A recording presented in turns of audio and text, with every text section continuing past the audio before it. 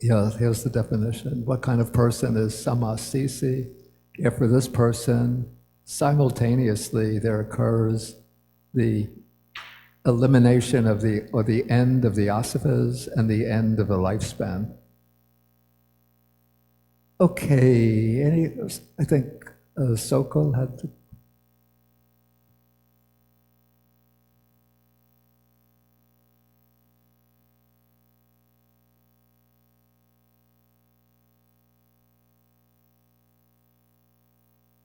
I think you turned it off.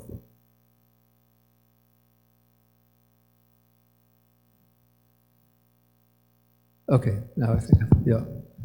Yes, Bond, thank you. My question is about the Sutta 113, bound for the plane of misery. Is there any reason why the Buddha chose only the celibacy to illustrate this point? Because I think there are other deeds or things that could lead people to be born into a plane of misery. Is there any reason why Buddha chose only this, the celibacy on this sutta? Oh no, there are many other suttas in which the Buddha speaks about various things that lead to the plane of misery. So, any reason why he chose to address in this particular sutta only celibacy? Was there some occasion that arose, or he wanted to make some emphasis on? There was probably some reason for this, but it's not. The sutta is not explicit about the reason why he chose those three things. And if you permit me, I have another question which was bothering me for this last week from the last class. Is it possible for a householder to attain arhatship? I know the Buddha emphasizes that you have to go to the forest and relinquish, but based on what you know or what you have read, is it possible still for a householder to achieve arhatship? It's possible for a householder to achieve arhatship, but it said that two things happen. Either a householder or a layperson could achieve arhatship on the verge of death. That is, if they're sort of in the critical condition and then the death is imminent, then they're sort of strongly motivated by that sense of urgency as death is approaching, and then they can achieve arhatship. Or they can achieve arhatship as a layperson, but then very soon after achieving it, I'm not sure whether it's 1 day or 7 days, they go forth into the homeless life because they can't continue to live as a householder after achieving arhatship. Of course, you have to have a certain concern for, I guess a certain attachment to the home that's incompatible with arhatship. There's one interesting incident that took place at a monastery where I stayed many years ago. This was actually the monastery of Venerable Dhammajiva is now the abbot, but this happened years before he became a monk. It was a very strange incident. There were two young boys there who were like the monastery attendants, like they were helping, they call them the kapiyas, helping to serve the monks and so on. And they saw that the monks were practicing meditation. And so they asked one of the senior monks, can we practice meditation too? And he said, sure. And so they asked, like, how do you do it? And then he explained to them meditation subject. Okay, so they started to do meditation. And then they came and they reported to the senior monk, who was not the abbot of the monastery. During that summer, the abbot, he was an elderly monk, so he had a heart condition, so he was spending the summer in Colombo. So another monk was temporarily in charge. So they reported their experience, and wow, after a few days, report the experience, first jhana, wow. A few days later, report their experience, second jhana, third jhana, fourth jhana. Okay, now the senior monk teaches them how to do insight meditation. So they start practicing insight, coming and reporting the experience. wow, they're going quickly through the insight knowledges. They're answering the questions very precisely. Then, a few days later, report what they experienced. Stream entry. Wow. The senior monks are practicing, and going so slowly, and these two boys, within a week or so, they're up to stream entry. A few days later, report their experience. Wow, one's returning. A few days later, wow, non-returning. A few days later, report the experience. The path and fruit of arhatship.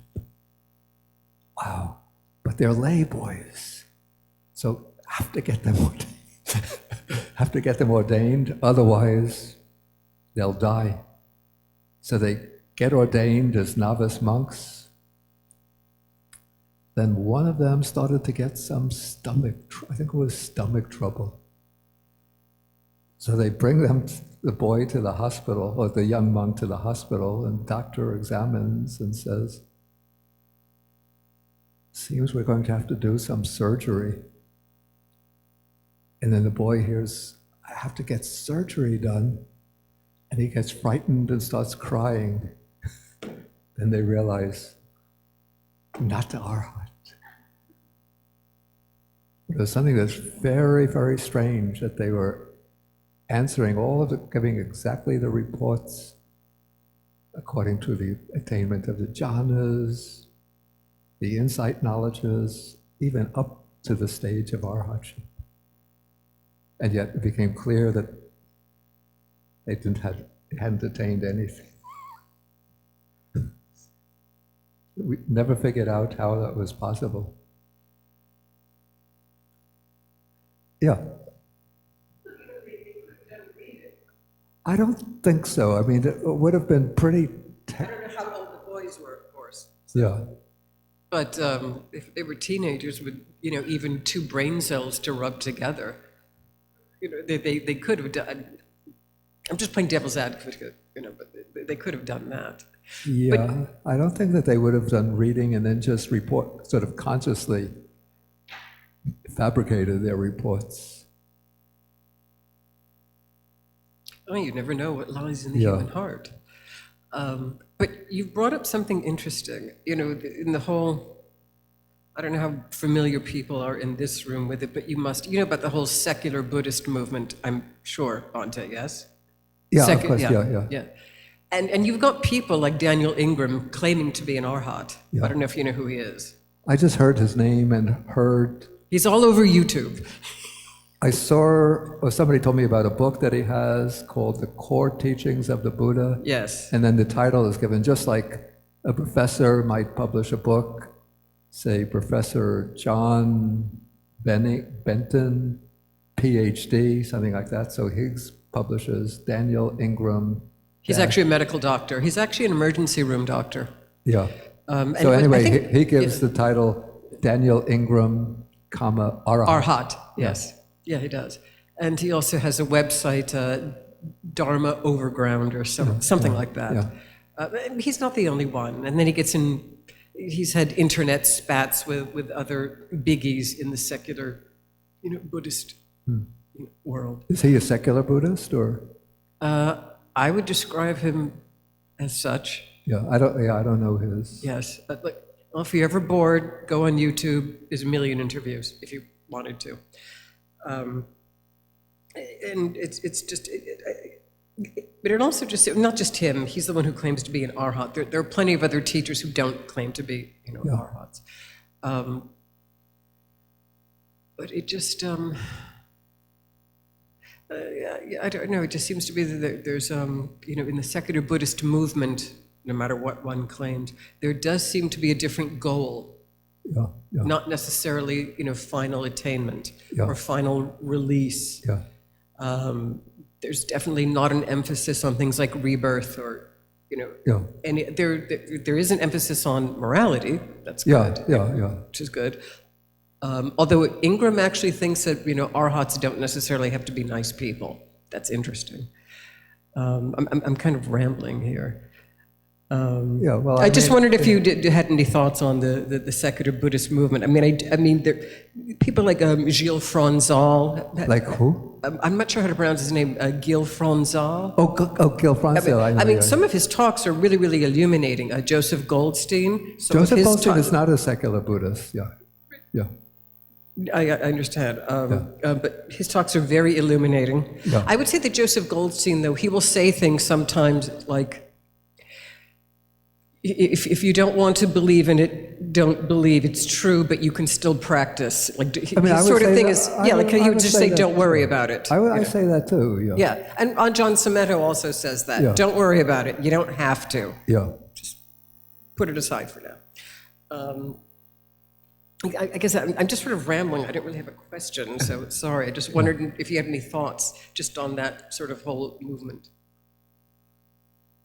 Well, first, it seems to be a very diverse movement, as you've indicated. But those who, what I would say is that if somebody wants to practice in accordance with the Buddha's actual teaching fully, then one needs samadhi, right view. And right view includes a recognition of the operation of karma and rebirth. And so I would say that that aspect of right view is the foundation for practice in accordance with the Buddha's teaching, directed towards the goal of the Buddha's teaching, which is liberation from the cycle of repeated birth and death. Okay, but if somebody has doubts about the teaching of rebirth or is not ready to accept it, I would still don't say don't abandon the practice of Dhamma. You could still observe precepts, practice meditation. It's going to be beneficial to yourself and to others. And just don't go into a dogmatic rejection and denial of those teachings. Just say, I can't see these for myself right now. Right now they're not so critically important to me, since I'm content with my practice at the level that it's going. And so I say, just put that aside and just continue with your practice and then just see where it leads. But what I also say is that if one truly gains benefits from one's practice, then one should be willing to place trust in those teachings of the Buddha that are proclaimed or expounded repeatedly, consistently, over and over again, and that form the framework for the teaching. And so if one really places trust in the teachings that one is practicing, one should be, that come within the scope of one's experience, one should be ready to place trust in those teachings which lie beyond the range of one's experience, but that are reasonably can be ascribed to the Buddha himself, and which the Buddha, by all standards, has taught as matters of direct personal realization, not because he was just conventionally accepting the traditional beliefs of the Indian society of his period, and not because he was sort of deceptively teaching these principles of karma and rebirth in order to get unruly people to behave ethically. You know, some say that, the Buddha didn't really accept the teaching of karma and rebirth, but he thought that, well, you just can't expound morality in a straightforward way, so you have to sort of intimidate people by telling them if they act contrary to the precepts, they're going to go to hell. If they act according to the precepts, they'll get a heavenly rebirth. And so the Buddha didn't really believe this, but he just used this as a skillful means to get people to behave ethically. Yeah, I've read that. No, I don't think that's acceptable. No, I would agree. Yeah. Actually, well, rebirth is different than reincarnation, so that would be his unique take on it. Yeah. But it's interesting, in so many world religions, not related, even early Christianity, actually really early Christianity did accept reincarnation, not Buddhist rebirth, but oh yes, reincarnation. Also the Greeks, metempsychosis, that's famous. In a lot of pagan religions, Druidism, there's a concept of reincarnation. Yeah. Not the Buddhist, but they're kissing cousins. I'm just saying that in various sections of the world, that concept similar concept has been a constant. It's not just unique to the Indian subcontinent. I guess is what I'm trying to say. So whether it's spread in some way from India to Greece, or maybe it was a common belief. There's no way to know, I suppose. Yeah, though I think the Indian... Well, convergent development, like beer. Beer was invented by various people, various cultures at the same time, same as mead making. It was just, it wasn't necessarily spread, it just, so it could be convergent evolution, as they call it. There's no way to know, it's an interesting, I've wondered about it, that's all. Yeah, it could be. I was thinking that maybe because the Greeks and at least the Brahmins came from a common stock, but a belief in reincarnation or rebirth was not part of the older Vedic teaching. But it seems that it was this is a conjecture of scholars, that it was a fundamental belief of the pre-Aryan occupants of the Indian subcontinent, the people who were living in the Indian subcontinent before the Aryan invasions occurred. Yeah, so how it could have just developed on its own in Greece or through the mystery cults of the Near East. I don't know. Well, and they theorize also that the illusion mysteries, the Greek illusion mysteries. Yeah, although they have, it's very hard to tell. There's also stuff, out of Africa as well, that no one really totally knows. But I just find it interesting that so many cultures, very divergent cultures, and yes, even in very ancient, really nascent Christianity, we're talking about Catholicism, we're talking about way back. Maybe there was some Christian theologians. There were theologians. But it was certainly not, I doubt very much that it would have been a belief of Judaic Christianity, the original Jewish disciples. No, and I'm not including I'm not including that part, but I'm talking about early Christians, and I forget which, it's, early in the ADs, eventually it was, snuffed out as heretical. You can't think that, but there were even early popes who were like, yeah, sure, reincarnation. But they would be, influenced by the Greek aspect. Sorry if I took so long. Yeah, anyway, it's an interesting subject to investigate, And I think maybe it's typical of the modern period, maybe because of the ascent of science and the scientific method. So if people can't find, maybe it's a kind of a premise of the scientific method that all phenomena can be explained on a physical or material basis, and therefore consciousness itself has to be explained on a physical basis, on the basis of the brain and neurological activity. And so when the body dies, and with it the brain and the nervous system, therefore consciousness also has to vanish along with the life of the body. Yeah, and then if you start reading things about physics and stuff like that, where there's, but then, and I'm such a layperson, but then, when one reads about, what they're starting to discover in physics, that really nothing is lost. It transmutes somehow, and that's the best way I can. It's too complex, but nothing is really truly. But there have been lost. these empirical studies of the children who have spontaneously recollections of their previous life and then report this to their parents, and these have been investigated, and case studies have been compiled, at least by a few researchers in that area. Oh yeah, no, I wasn't disagreeing with you. And there's actually, golly, this is just a theory, but that they talk about different universes coming into being and dying, coming into being, dying. We're talking about physics, hard science.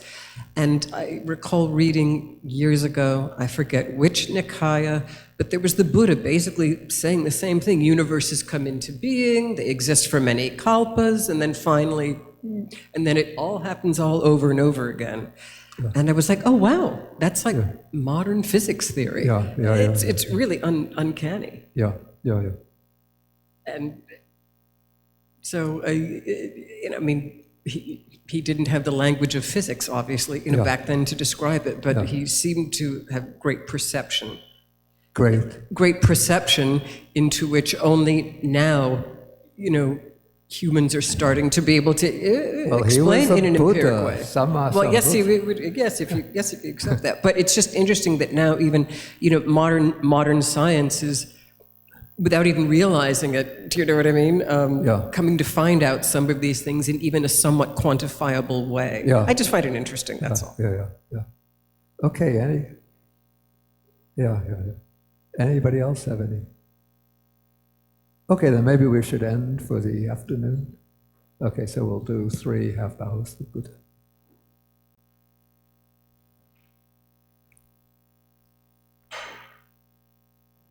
There's some cosmologists, scientists concerned with the universe speak about that everything started with the so-called Big Bang, and then they say that now, because this universe is expanding, constantly expanding into space, they speak about a time that everything will have expanded to such an extent that there'll be no life, no activity possible, just a dead cosmos going on forever. But that doesn't seem conceivable to me. First, there had to be something before the Big Bang, and what could that be? Either God in his heaven, then why did he create the universe out of nothing? Or a previous cosmic cycle that came to an end, which makes much better sense.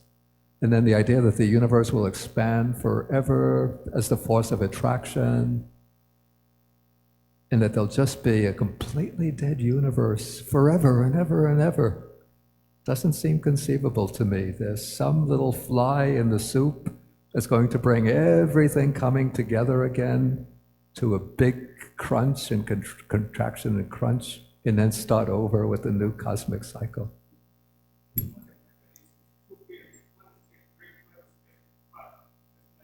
Yeah. Well, the Big Bang and Big Crunch are supposed to be the two sides of the same coin, but the two theories, competing theories, one is the unique, call it the unique universe theory. Everything starts with the Big Bang and ends with complete dissipation forever into space. And the other is the many universe theory,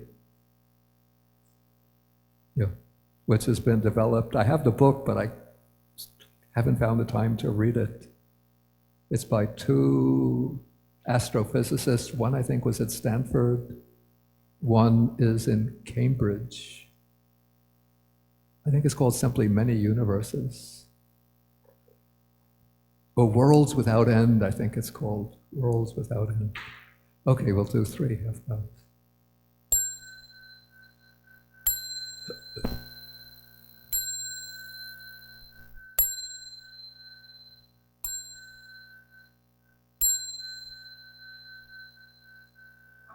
Okay.